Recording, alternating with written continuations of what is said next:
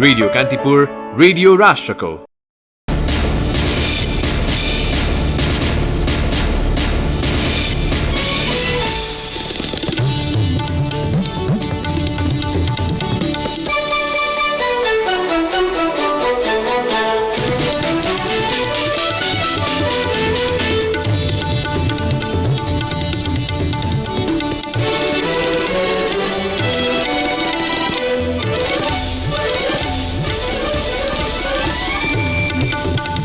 ट्रस्टको सम्पत्ति भोगचलनबारे विगतमा भएका निर्णय नबुझेर सरकारको आलोचना भइरहेको उपप्रधान तथा रक्षा मन्त्री पोखरेलको आरोप। सार्वजनिक सम्पत्तिको वास्तविक लेखाजोखा गरेर श्वेतपत्र जारी गर्ने आश्वासन।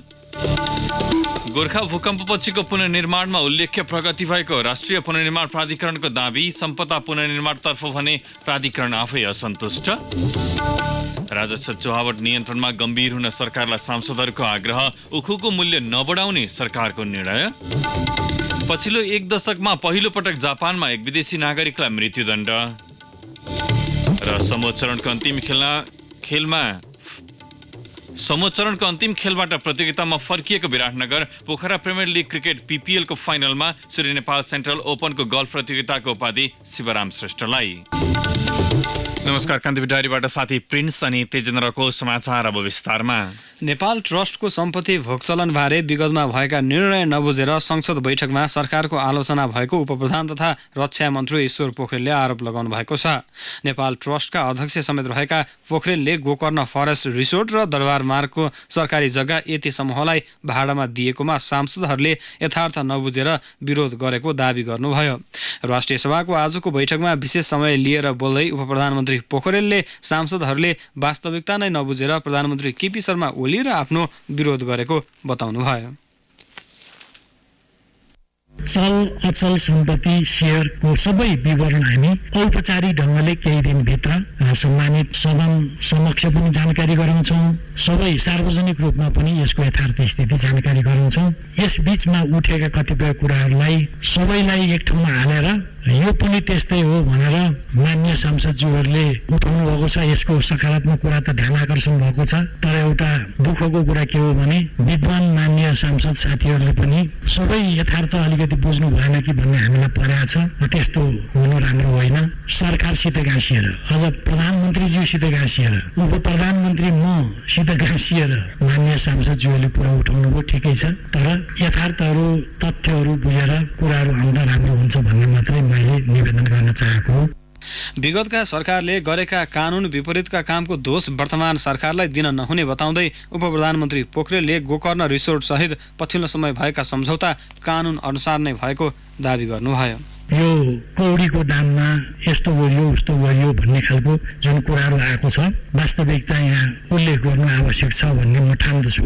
गोकर्ण रिसोर्ट फरेस्ट रिसोर्ट सम्बन्धी सम्झौताको क्रियाकलापहरू के हो त? बाहिर यसरी चित्रण भएको छ कि यही सरकार आएपछि खुत्रुक त्यो सबै भयो भन्ने हिसाबले तत्कालीन राजदरबारको department of crown property royal palace Kathmandu तथा एलएम सुबीर ब्रदर्स नेपाल प्राली बीच 52 साल साउन 31 गते गोकर्ण राष्ट्रिय निकुञ्जको लिज सम्झौता भएको हो। कमलादी स्थित काठमाडौँ प्लाजाको यो 2050 सालमै देखि लागेको जो अहिलेसम्म छ, अब उसको म्याद केही समयपछि सकिँदैछ। लाजिमपाटको स्ट्यान्डर्ड चार्टर्ड ब्याङ्कको कुरा गर्नुहोस्, त्यो 2005 मा भएको हो। टेकुको बिजनेस पार्क 2053 सालमा भएको हो। दरबार मार्गको कुरा 2074 सालमा भएको हो। त्यसकारणले यो विषयमा अहिले आएर यस्तो गर्यो भन्ने ढङ्गको अलिकति केही भ्रम पर्न पनि सक्छ। सबै सोलो ढोलो ढङ्गले जो कुराहरू बाहिर आएका छन् ती कुराहरू वास्तवमा कतिपय तथ्यसङ्गत कुराहरू छैनन् भन्ने कुरा पनि म राख्न चाहन्छु। बजार मूल्यका आधारमा नै यति समूहलाई ती सम्पत्ति दिएको बताउँदै उपप्रधानमन्त्री पोखरेलले गोकर्ण रिसोर्टको अबको 5 वर्षमा 4,31,83,200 रुपियाँ भाडा आउने विवरण प्रस्तुत गर्नुभएको थियो। व्यापारिक घरानाको प्रभावमा परेर कानुनमा संशोधन गरी सरकारले यति समूहलाई नेपाल ट्रस्टको सम्पत्ति दिएको सरकारमाथि आरोप लागेको थियो। राष्ट्रिय सभाको यसअघिको बैठकमा कांग्रेस सांसद राधेश्याम अधिकारी र नेकपाका मुख्य सचेतक खिमलाल भट्टराईले गोकर्ण र दरबारको जग्गाबारे जवाब दिन सरकारसँग माग गर्नुभएको थियो। राष्ट्रिय सभाको आजको बैठकमा राजस्व चुहावट अनुसन्धान तथा नियन्त्रण पहिलो संशोधन विधेयकको विचार गरियोस् भन्ने प्रस्तावमाथिको छलफलमा सत्तारूढ नेकपा सांसद रामनारायण बिडारीले राजस्व चुहावट हुने पुवाल किन नटालिएको भन्दै सरकारसँग प्रश्न गर्नुभयो। 50% राजस्व चुहावट भइरहेको दावी गर्दै त्यसलाई नियन्त्रण गर्नुपर्ने उहाँले बताउनुभयो। जनताको पैसा सरकारको ढुकुटीमा आउनुपर्नेमा सरकारको ढुकुटीमा नआएर व्यक्तिको निजी सम्पत्ति बनिरहेको सांसद बिडारीको आरोप थियो। जनताको पैसा सरकारको ढुकुटीमा आउनु पर्नेमा नआएर त्यो पैसा व्यक्तिको निजी सम्पत्ति बन्न जान्छ। त्यसैले राजस्व चुहावट भने होला। यो चुइने तरिका के छन्, त्यो चुइने पुवाल के हो, त्यो चुइने ठाउँ किन टालिँदैन, टालेको कुरालाई किन राम्रोसँग हेरिँदैन भन्ने विषय बडो गम्भीरतापूर्वक सुरुकालदेखि अहिलेसम्म नेपालको राजस्वमा कम्तीमा पनि सरदर 50% राजस्व चुहावट हुन्छ। त्यो चुहावट कर्मचारीका खल्तीमा या उसको निजी सम्पत्तिमा, राजनीतिक नेता तथा मन्त्रीहरूका निजी सम्पत्तिको रूपमा परिणत हुन जान्छ। नेपाली कांग्रेसका जितेन्द्र नारायण देवले राजस्व उठाउने वातावरण सरकारले बनाउनु पर्ने बताउँदै चुहावट नियन्त्रण गर्न पनि सरकारले अग्रसरता लिनुपर्ने उल्लेख गर्नुभयो। कहीँ दण्ड सजायको पनि कडा व्यवस्था गर्नुपर्ने हुन्छ, त्यो आफ्नो ठाउँमा छ। तर मूल पाटो भनेको दण्ड होइन, मूल पाटो भनेको करदाताहरू जसले इकोनोमीमा कन्ट्रिब्युट गरिरहेको हुन्छ, अर्थव्यवस्थामा योगदान दिइराखेको हुन्छ, ती करदाताहरूलाई, उद्यमीहरूलाई हामीले उनको ड्युटी सम्झाएर सरकारले त्यसरी चाहिँ राजस्व चुहावट नियन्त्रण गर्ने मोडेलमा हाम्रो संविधानले भनिराखेको छ। सांसदहरूको जिज्ञासाको सम्बोधन गर्दै अर्थमन्त्री युवराज खतिवड़ाले राजस्व चुहावटको मात्रा अनुसार दण्डको व्यवस्था गरिएकाले नयाँ प्रस्ताव गरिएको विधेयक न्यायपूर्ण रहेको दावी गर्नुभयो। करका दरहरू मात्रै बढाएर राजस्व बढी आउँदैन, बरु चुहावट हुने डर हुन्छ र करका दरहरूलाई सामान्य अवस्थामा राखेर बढी दायरा बढाएर कर वसुल गर्नुपर्छ।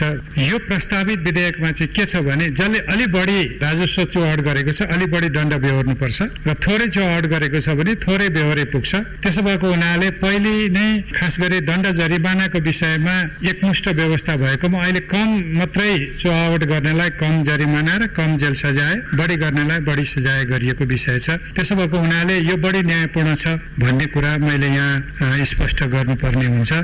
राष्ट्रिय सभाको अर्को बैठक आगामी सोमबार दिउँसो 1 बजेका लागि बोलाइएको छ।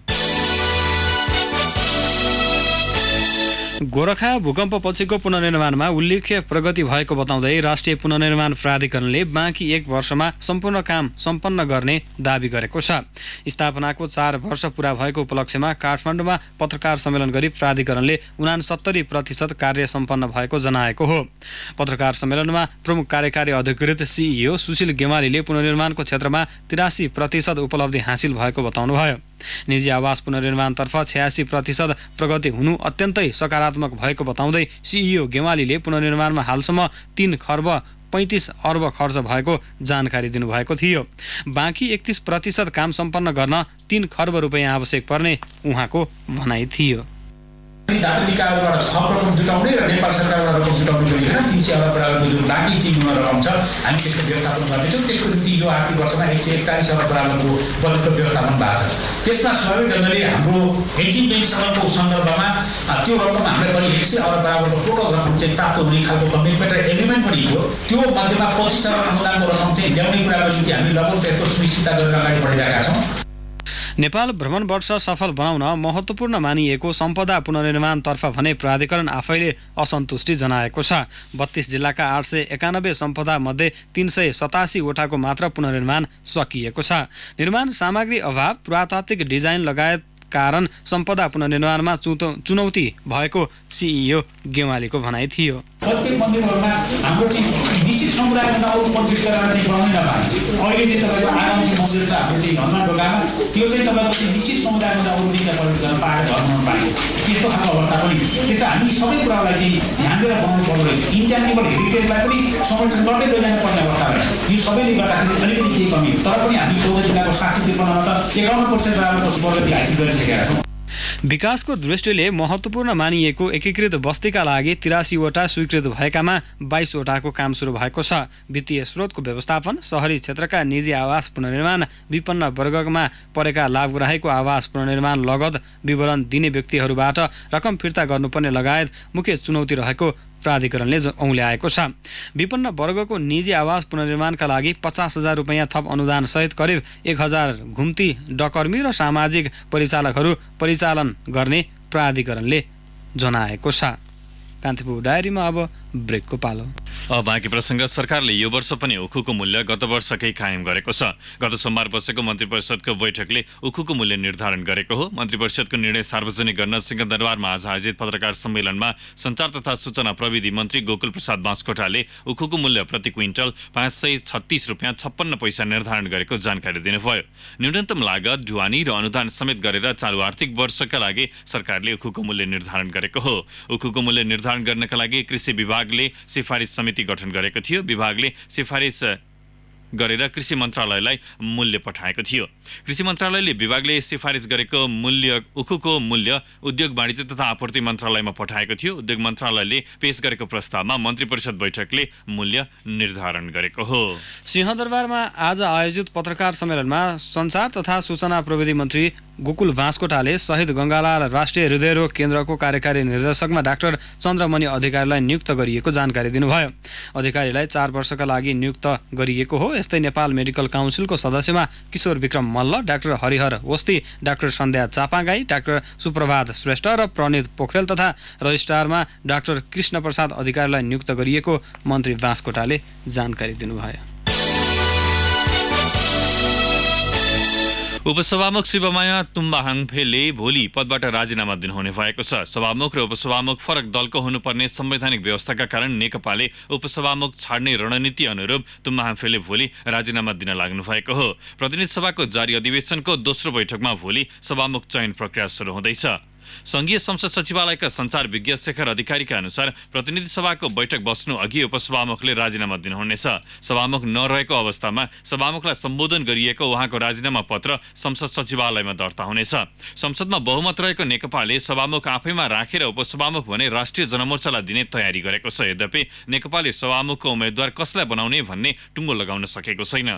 पूर्व सभामुख सुभाष नेमाङ र स्थायी समिति सदस्य अग्नि सापकोटाको नाम चर्चामा छ। वरिष्ठ नेता झलनाथ खनालले चर्चामा रहेका नाम भित्रैबाट सभामुखका लागि व्यक्ति छनौट हुने जानकारी दिनुभयो। उहाँले उपसभामुख तुम्बाहाङफेलाई नै सभामुख बनाउने भन्ने बारे भने पार्टीमा औपचारिक छलफल नभएको उल्लेख गर्नुभयो। विभिन्न प्रलोभनमा पारी नेपाली युवतीलाई बलि दिन भारत लाने प्रयास गरेको आरोपमा पक्राउ परेका सप्तरीका 40 वर्षीय उमेश शाहले आफूलाई प्रहरीले बिना कारण पक्राउ गरेको दावी गरेका छन्। महानगरीय प्रहरी परिसर काठमाडौँको विशेष टोलीले 7 जनालाई काठमाडौँ र मोरङबाट केही दिन अघि नियन्त्रणमा लिए आज सार्वजनिक गरेको हो। हदखडी सहित पत्रकार सम्मेलनमा उपस्थित भएका शाहले आफ्नो मास्क झिक्दै आफू विरुद्धको आरोप निराधार भएको दावी गरे। शाहसहित प्रहरीले नवलपरासीको कावासोतीका 26 वर्षीय कृष्ण तामाङ, सप्तरीका 35 वर्षीय उमेश माझी, मोरङका 51 वर्षीय विमल पोदार, दाङकी 24 वर्षीय दिलकुमारी बुढामगर, धादिङकी 26 वर्षीय प्रेममाया तामाङ र सुनसरीका 37 वर्षीय रञ्जित कुमार चौधरीलाई पक्राउ गरेको छ। प्रेममाया काठमाडौँ र बाँकी विराटनगरबाट पक्राउ परेका हुन्। नेपाली युवतीलाई बलि दिने प्रयास गरेको गम्भीर अपराधमा पक्राउ परेका मध्ये प्रेमा र दिलकुमारले कुनै प्रतिक्रिया नदिए पनि अन्य सबैले सञ्चारकर्मीसँग घटनाबारे अनभिज्ञता व्यक्त गर्दै आफूहरू निर्दोष रहेको दावी गरे। सप्तरीको राजविराज नगरपालिका 14 स्थायी घर भएका शाहले फोन सम्पर्कका आधारमा आफूहरूलाई प्रहरीले समातेको भन्दै आक्रोश पोखे। मोडल भनिएकी पीडित युवतीले आफूलाई बलि दिने योजना बनाएको शङ्का लागेपछि काठमाडौँ प्रहरीमा खबर गरेकी थिइन्। पुस 4 गते काठमाडौँ प्रहरीमा उजुरी परेपछि प्रहरीको एक टोलीले 3 दिनपछि मोडल युवतीको निगरानी गर्दै विराटनगर पुगेको थियो। आयोजकको गतिविधिमा शङ्का लागेपछि उनीहरूलाई नियन्त्रणमा लिएको प्रहरीको दाबी छ। उनीहरूको साथबाट प्रहरीले तान्त्रिक पूजाका सामान समेत बरामद गरेको छ। सरकारी कागज किर्ते गरेको अभियोगमा प्रहरीले बारा पचरौता नगरपालिका वडा नम्बर 4 र 5 का वडा सचिव प्रभु पण्डितलाई पक्राउ गरेको छ। पण्डितले जबरजस्ती करणी मुद्दामा पूर्वपक्षका लागि थुनामा रहेका 18 वर्षीय जितेन्द्र महतो नुनियाको जन्ममिति परिवर्तन गरेको दावी प्रहरीको छ। 2058 सालमा जन्मेका आरोपित महतोको 2060 सालमा जन्म भएको भने वडा सचिव पण्डितले नयाँ जन्ममिति बनाइदिएको बाराका प्रहरी प्रमुख एसपी विकास राज खनालले बताउनुभयो। यस्तै मोटरसाइकल चोरीमा संलग्न रहेको अभियोगमा प्रहरीले काठमाडौँका विभिन्न स्थानबाट 9 जनालाई नियन्त्रणमा लिएको छ। महानगरीय प्रहरी वृत्त कीर्तिपुरबाट खटिएको प्रहरीले उनीहरूलाई चोरीका 40वटा मोटरसाइकल सहित पक्राउ गरेको हो। उनीहरूले कीर्तिपुर, बलम्बो, सतुङ्गल, कालीमाटी, फर्पिङ, बाफल लगायतका इलाकाबाट सवारी चोरी गरी धादिङ, मकवानपुर, सिन्धुपाल्चोक, काभ्रे, नुवाकोटमा बिक्री गर्ने गरेको प्रहरी अनुसन्धानमा देखिएको छ। यस्तै काठमाडौँको टेङ्गालबाट प्रहरीले भन्सार छली ल्याइएका करिब 55 लाख रुपियाँ बराबरका विद्युतीय सामान सहित 27 वर्षीय निके साक्य र रेशमा श्रेष्ठलाई पक्राउ गरेको छ। टेङ्गाल स्थित हरिबहादुर श्रेष्ठको घर खानतलासी गर्दा 2वटा कोठाबाट नगद 15,77,000, एनएमबी बैंकको 5,73,000 को चेक बरामद भएको महानगरीय प्रहरी वृत्त स्वयम्भूले जनाएको छ। यस्तै आइप्याड 23 थान, आइफोन 11 18 थान, एप्पल वाच 9 थान, एयरपोड 11 थान, एप्पल पेन्सिल 1 थान लगायतका विद्युतीय सामान पनि बरामद गरिएको प्रहरी वृत्त स्वयम्भूले उल्लेख गरेको छ। अब केही समाचार संक्षेपमा। रूपन्देहीको भलबारी स्थित नेपाल आयल निगमको गोदामबाट भैरहवातर्फ आइरहेको लु 1X6417 नम्बरको ट्याङ्करले ठक्कर दिँदा तिलोत्तमा नगरपालिका 7 की 14 वर्षीय रश्मि नेउपानेको मृत्यु भएको छ। सोही स्थानकी 40 वर्षीय माया खत्री गम्भीर घाइते भएकी छन्। सडक किनारमा साइकलमा यात्रा गरिरहेका बेला उनीहरूलाई ट्याङ्करले ठक्कर दिएको थियो। क्षेत्रीय होटल संघ सौराहाको आयोजनामा चितवनको सौराहामा 9 दिने हात्ती महोत्सव सुरु भएको छ। महोत्सवको समापनका दिन पुस 18 गते प्रदेश 3 सरकारले भ्रमण वर्ष 2020 को औपचारिक आरम्भ भएको घोषणा पनि गर्नेछ। महोत्सवमा हात्तीको लम्काई, हात्ती पोलो, छावाको फुटबल जस्ता खेलहरू समावेश हुनेछन्। रूपन्देही स्थित विष्णुपुरा सशस्त्र प्रहरी बेस क्याम्पमा कार्यरत सशस्त्र प्रहरी सहायक हवलदार वीरेन्द्र प्रसाद चौधरी सेवाग्राहीबाट 6,000 रुपैयाँ घुस लिइसकेको अवस्थामा गैडहवा गाउँपालिका 3बाट पक्राउ परेका छन्। घरायसी मालसामान ओसार पसारमा सहजीकरण गरिदिने भनी उनले सेवाग्राहीसँग घुस मागेको उजुरी अख्तियार दुरुपयोग अनुसन्धान आयोगको बुटौल कार्यालयमा परेको थियो। कान्तिपुर डायरीमा अब मकवानपुर डायरीको पालो।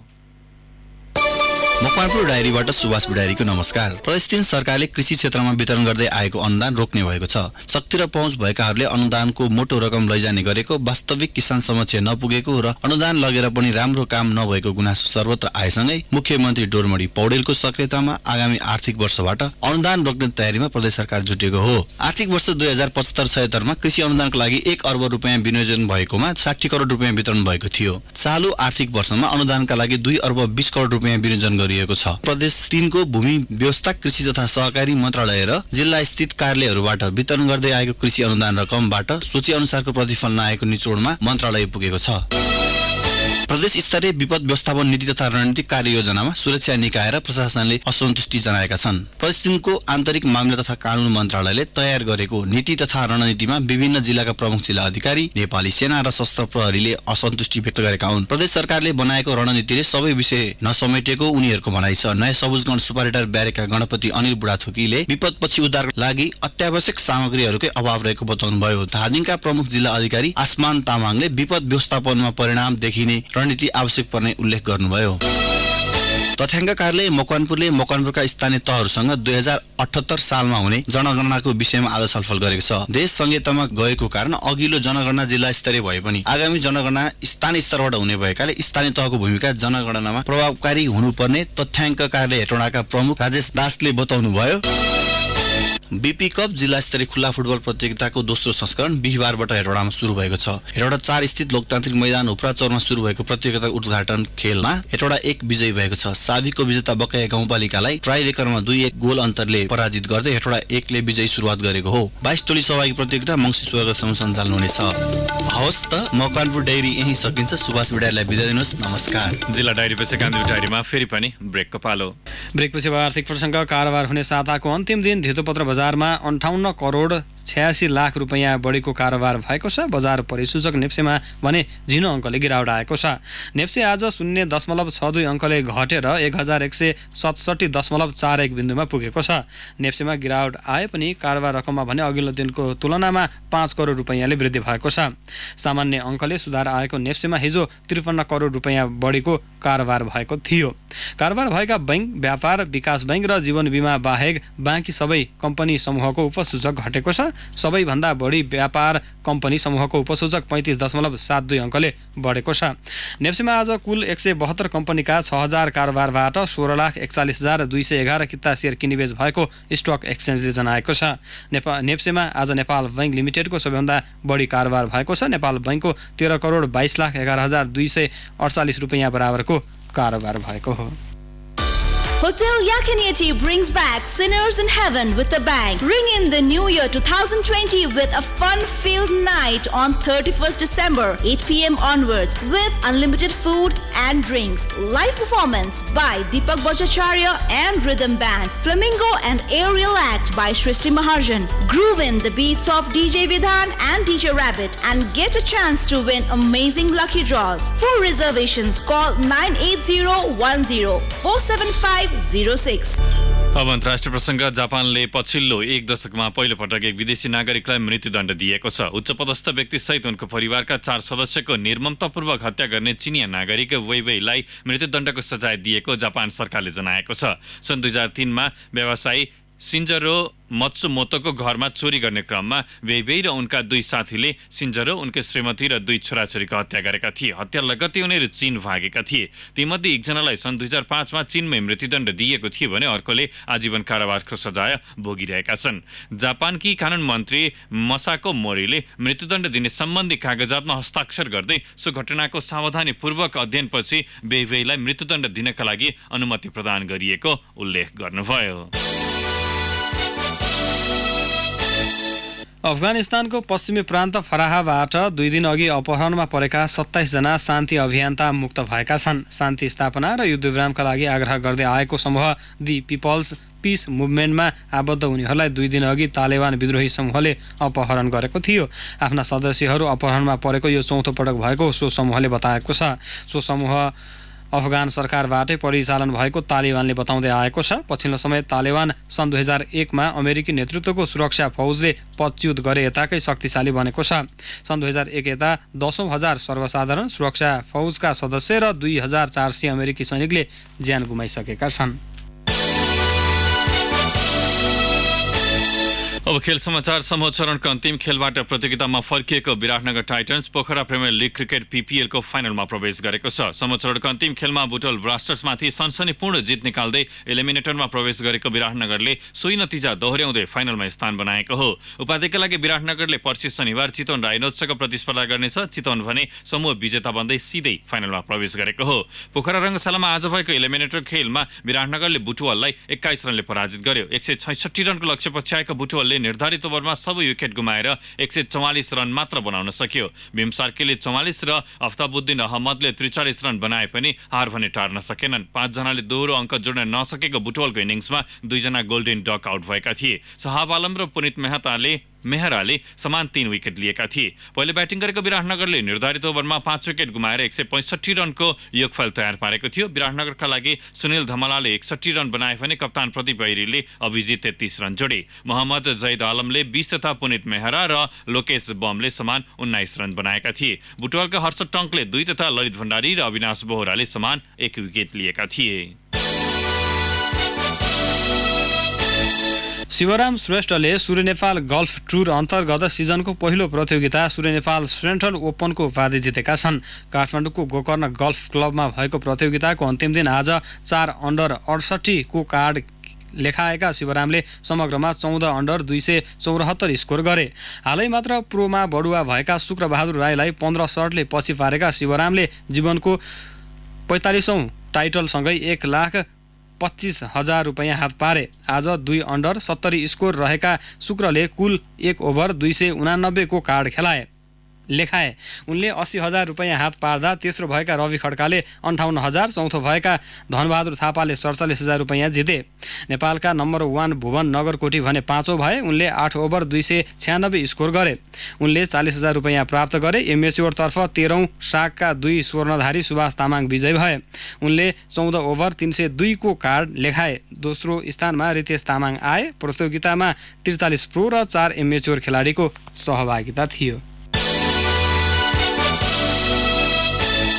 कतार एयरवेज शहीद स्मारक डिभिजन लिग फुटबलमा मनाङ मर्साङदीले लगातार तेस्रो जित निकालेको छ। यसअघि मनाङ 9 अङ्कमा तालिकाको शीर्ष स्थानमा फर्किएको छ। तेस्रो चरणको खेल जारी रहँदा अपराजित रहेको अर्को टोली मक्सिन्द्र युथ क्लबले गोल अन्तरमा पछि पार्दै शीर्ष स्थान ओगटेको थियो। एक दिनपछि नै मनाङ पुनः शीर्षमा फर्किएको हो। ललितपुरको 7 बाटो स्थित एन्फा कम्प्लेक्समा आज भएको खेलमा मनाङले ब्रिगेड बोइजलाई 1-0ले पराजित गर्यो। उसको जितमा 25औं मिनेटमा जगजित श्रेष्ठले निर्णायक गोल गरेका थिए। आज भएको दोस्रो खेलमा सङ्कटा क्लब र जावलाखेल युथ क्लबले बराबरी खेल्दै अङ्क बाँडेका छन्। खेलको 36औं मिनेटमा क्याप्टेन लक्ष्मण रुचालले फ्री किकमा गोल गर्दै सङ्कटालाई अग्रता दिलाएका थिए, तर 72औं मिनेटमा ड्याडी जुनियर बाम्बाले गोल गर्दै जावला खेलको हार टारेका थिए।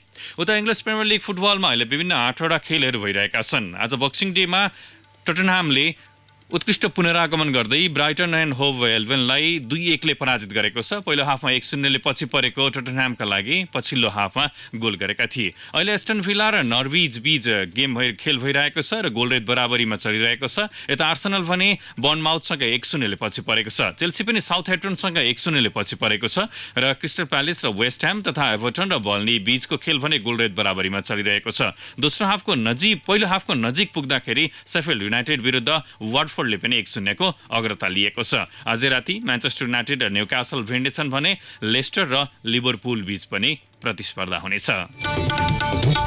हस्त यसका साथै कान्तिपुर डायरीका आजका सम्पूर्ण बुलेटिनहरू यहीँ सकिन्छन्। नियमित बुलेटिन भोलि बिहान 6:30 बजेबाट हुनेछ। तबसम्मलाई साथी प्रिन्स अनि तेजेन्द्र आगे माग्छौँ। नमस्कार, शुभरात्रि।